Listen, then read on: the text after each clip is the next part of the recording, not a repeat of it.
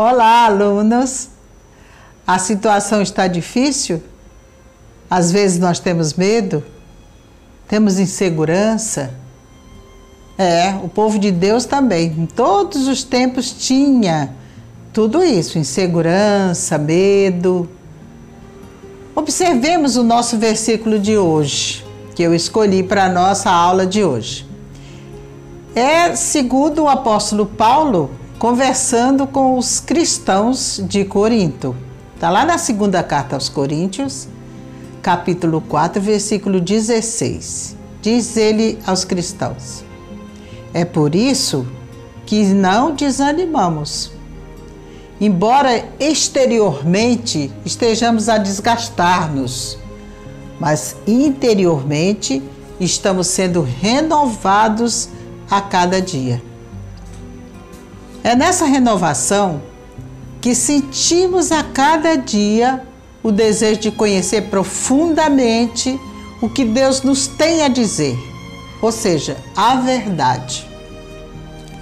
Inicialmente, eu vou dar para vocês uma visão do que foi o exílio, porque nós vamos falar muito do exílio e é importante que a gente conheça bem o que é o exílio, onde aconteceu, como aconteceu, que época aconteceu. Na segunda aula, nós vamos conhecer as características desse exílio e dessa fonte que acompanha muito o exílio, que é a fonte sacerdotal e que está atrelada a esse acontecimento. Vamos lá?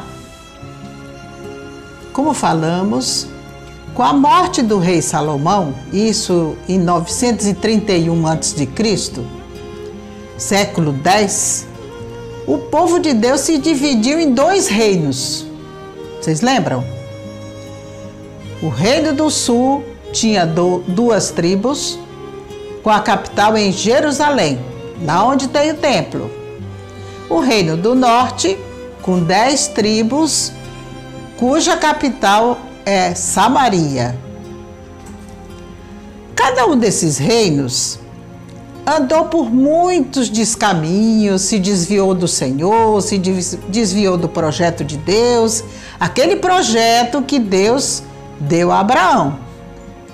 Mesmo sendo aconselhados pelos profetas, eles continuaram uma vida de desobediência e de negação a tudo que Deus tinha preparado para eles.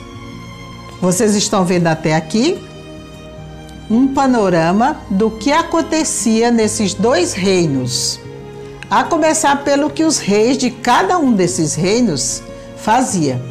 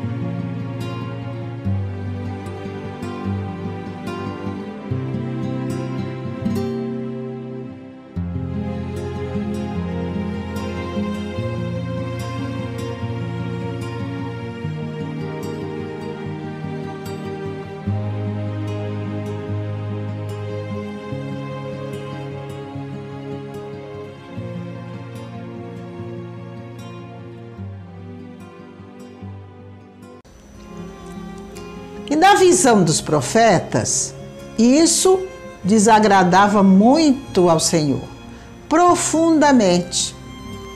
E ele permitiu que seu povo, então, caísse nas mãos dos invasores.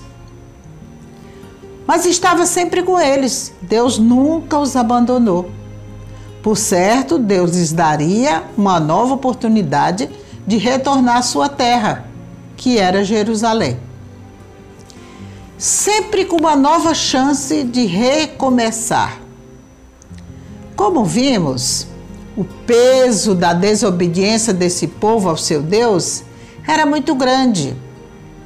E tudo isso na nossa Bíblia, no nosso livro sagrado, teve início com o fim do Reino do Norte, quando esse povo foi invadido pela Assíria, isso no ano 722 a.C.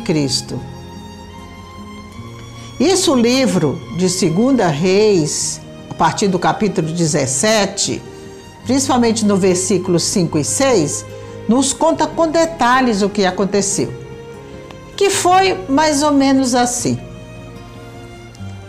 O rei da Síria atacou a Samaria, perseguindo-a por mais de 3 anos. Isso é o Reino do Norte, lembram? Reino de Israel. Ele fez desse Reino do Norte uma colônia. Destruiu os santuários sagrados do povo de Deus e ali implantou o santuário aos seus deuses, que ficou conhecido como lugares altos. Aqui surge um povo de Deus conhecido como samaritanos, que moravam na capital da Samaria. Era um povo sofrido, sem perspectiva de vida, sem forças para lutar contra o inimigo. Passa então esse povo a ser discriminado, perseguido, principalmente pelo povo de Deus do sul, lá do território de Judá. Aqui notificamos que o povo da terra de Israel, lá do norte, lembram? Colheu o fruto da sua desobediência a Deus. Porque é assim, não é? Vocês sabem muito bem que já comentamos várias vezes isso. A gente colhe o que planta. Por mais que o Senhor, através dos profetas, tivesse avisado, chamado a atenção do povo, repreendido o rei, muitas vezes falado com o seu povo, a maioria continuava a desobedecê-lo e a ignorar seus mandamentos. Então a gente percebe que os maiores pecados desse povo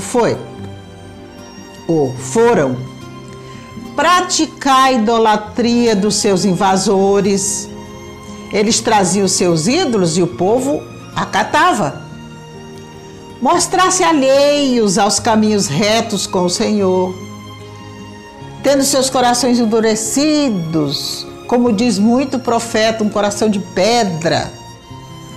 Esquecer o Deus único dos seus pais, o Deus de Abraão, de Isaque e de Jacó.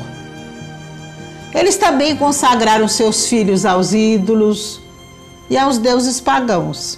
Está lá no versículo 17. Esse povo também se voltou aos cultos de bruxaria, cultos de adivinhações, ou seja, abandonaram totalmente os caminhos de Deus. Portanto, amigos e queridos alunos, o fim do Reino do Norte chega, e isso aconteceu em 722 a.C. E isso se deveu exclusivamente à desobediência do povo, o afastamento desse povo dos caminhos de Deus. Não foi castigo de Deus. O povo próprio se castigou. Mais ou menos 125 anos depois, isso em 597 a.C., foi a vez do Reino do Sul, o território de Judá.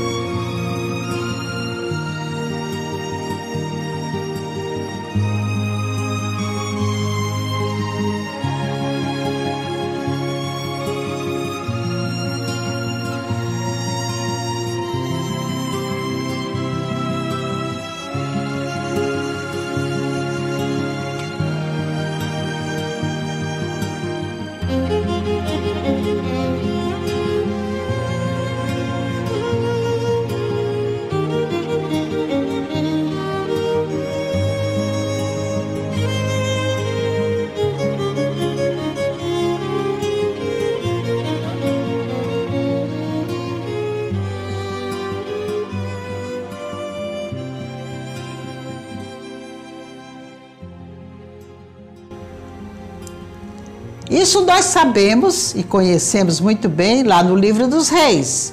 Também no livro de 2 Reis, a partir do capítulo 24, principalmente nos versículos de 10 a 17. Lá nos conta todo o ocorrido. Nesse episódio, aconteceu o que chamamos de exílio. O rei da Babilônia, como dissemos, em 597 a.C., invade Jerusalém. Isso por 2 vezes. Arrasa a cidade, destrói, incendeia o templo, rouba todos os utensílios sagrados, derrete os metais preciosos, principalmente o ouro, queima o resto e leva à força o seu povo. Foi uma tragédia muito grande que o povo nunca esqueceu. E tal tragédia ficou conhecida na história bíblica como exílio. Aí está o que é o exílio. Grande parte de sua população foi exilada. Essa palavra exilado significa desterrada, expulsa, expatriada, levada contra a sua vontade, levada à força. Foram todos para a Babilônia. O livro de 2 Reis, os profetas também Jeremias e Ezequiel, nos contam um pouco desse triste contexto. Nabucodonosor, que era o rei da Babilônia, invadiu Jerusalém, que era a capital do Reino do Sul, capital de Judá. Aprisionou o rei, que nesse tempo era Joaquim, seus familiares, toda a corte, e os deportou para a Babilônia, juntamente com os ferreiros, os artistas, os engenheiros. Olha, gente, diz a Bíblia que mais de 3.000 pessoas foram exiladas, ficando a população mais pobre. O templo foi totalmente saqueado, como dissemos, e é também incendiado. Levaram tudo, também como já vimos, os vasos sagrados, os cálices sagrados, os candelabros de ouro, as menorás maravilhosas. Menorás é o candelabro mais importante para o povo judeu. Amigos, as guerras não se realizam apenas com violência física, como a gente vê muito hoje, né? Mas também com violência simbólica. Afinal, o templo, os vasos sagrados, os cálices sagrados, os textos sagrados, a Arca da Aliança, tudo isso compunha a fé daquele povo. Assim como nós que nos reunimos em torno do altar, do sacrário. E a Babilônia sabia disso. Os reis da Babilônia, que eram politeístas, que tinham vários deuses, eles sabiam que o povo judeu tinha um só Deus e que tudo ficava ali naquele templo. Foi nessa época que a Arca da Aliança desapareceu. Não se sabe até hoje, com certeza, onde foi parar a Arca da Aliança. Fizeram até filmes, né? A procura da Arca da Aliança. Mas existem muitas especulações a respeito. Lugares que afirmam que a Arca da Aliança lá está, teorias sobre o seu fim, mas nada nem ninguém sabe ao certo o que aconteceu depois dessa invasão da Babilônia. Voltando ao exílio da Babilônia, entre os prisioneiros estava o rei, né? A gente viu. Também os sacerdotes e o profeta Ezequiel, que foi com o povo. A segunda deportação do povo para a Babilônia se deu 10 anos depois, conforme o que lemos lá na Bíblia, em vários textos. E isso aconteceu em 587. Lembram que a primeira foi em 597? 10 anos atrás. Agora, em 587 a.C., acontece a segunda deportação. Nós temos alguns textos muito importantes que nos contam, que você pode olhar aí na sua Bíblia. Por exemplo, Reis, Segunda Reis, né? Que tem 2 livros de Reis. Segunda Reis 25, lá no profeta Jeremias 39, principalmente do versículo 1 ao 7. Lá também no livro de Jeremias, no capítulo 52, e assim por diante. O rei babilônico permaneceu exercendo seu poder cruel contra o povo de Deus, contra o povo que ainda restava lá em Jerusalém, por mais um ano.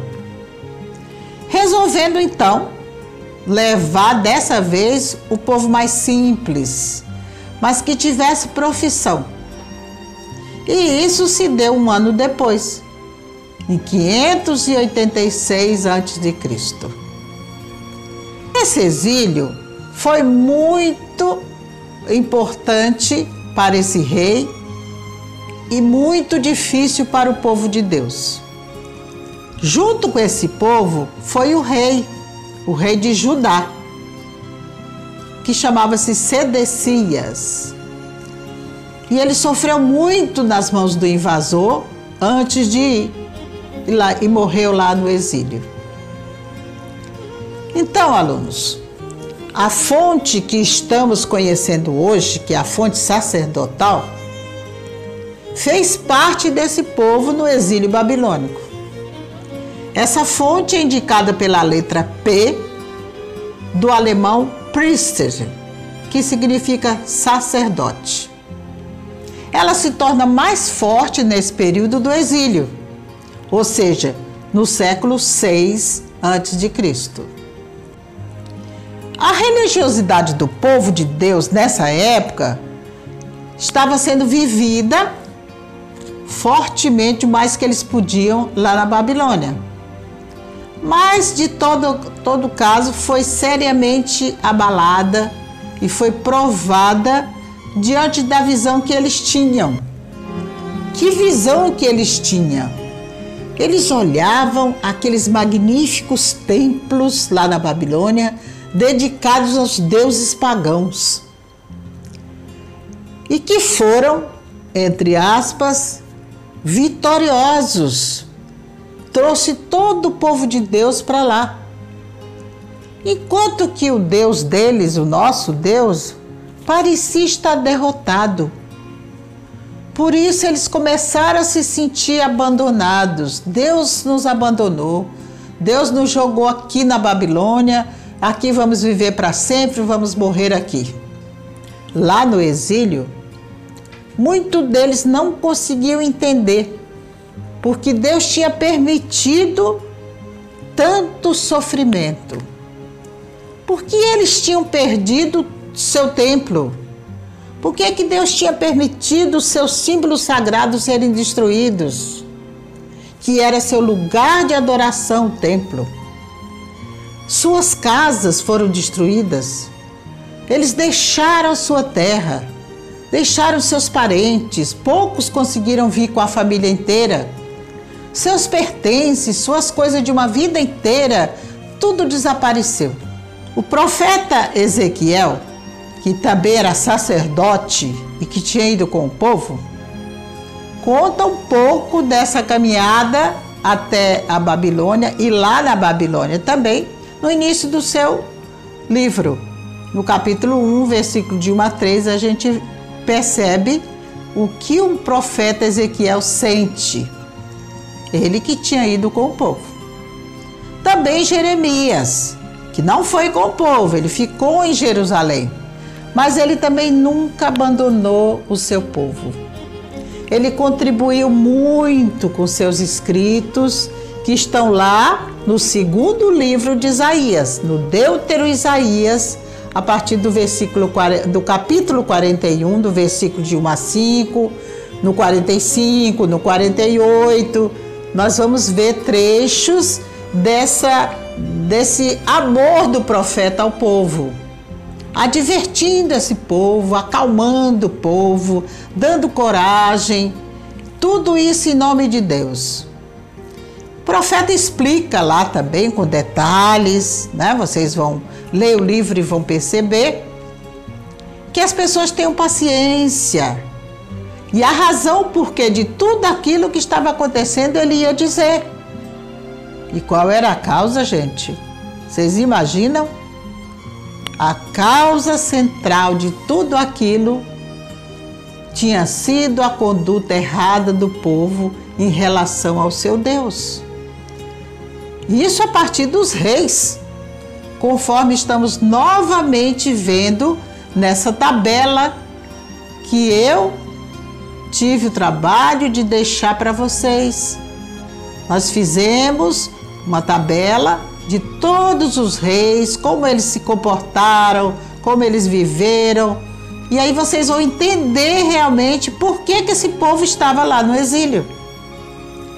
Essa tabela vai explicar com clareza as atitudes dos reis em relação ao seu Deus e ao seu povo.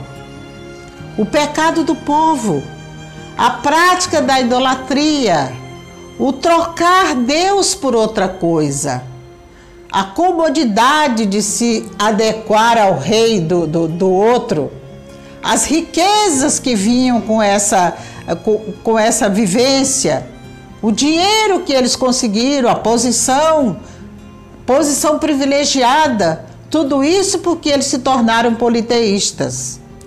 Essa fonte sacerdotal que estamos estudando foi composta pelo povo que ficou conhecido como o resto do povo de Deus.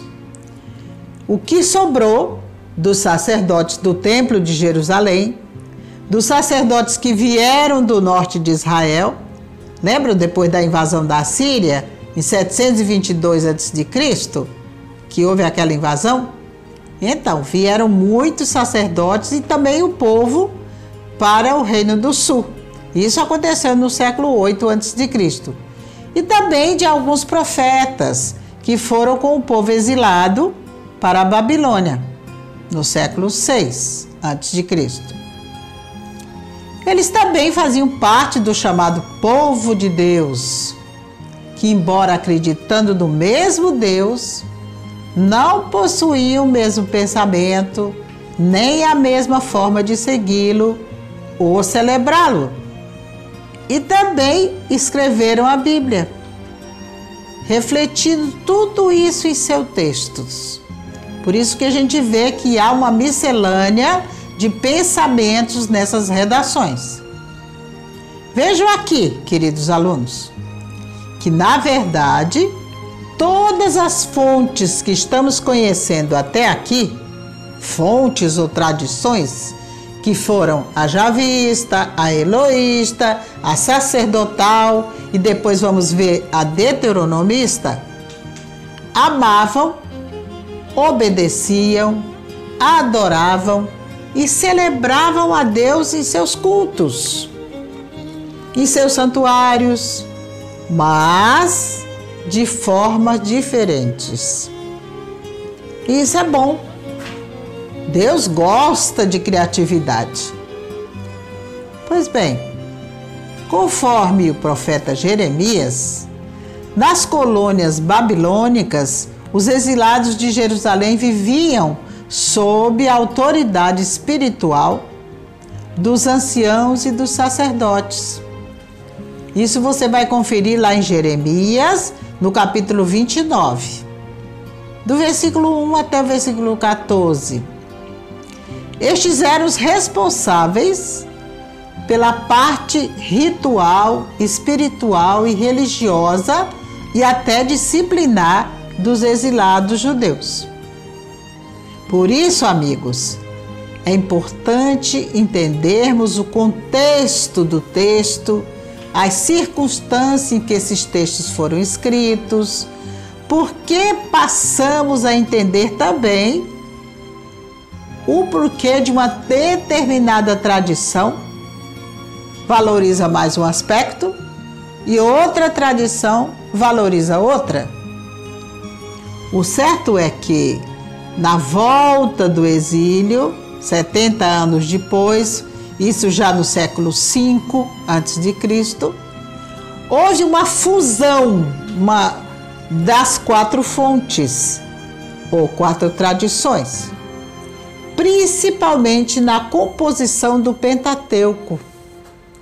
Lembra o que é o Pentateuco? Nós já vimos. São 5 primeiros livros da Bíblia, que compõem também a Torá.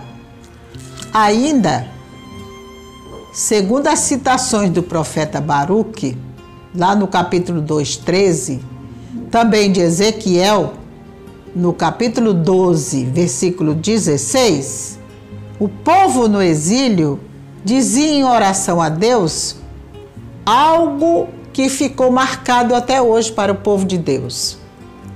Uma oração linda, que possivelmente vocês até conhecem. Diz assim essa oração: Senhor, não somos mais do que um resto no meio das nações para onde nos dispersastes.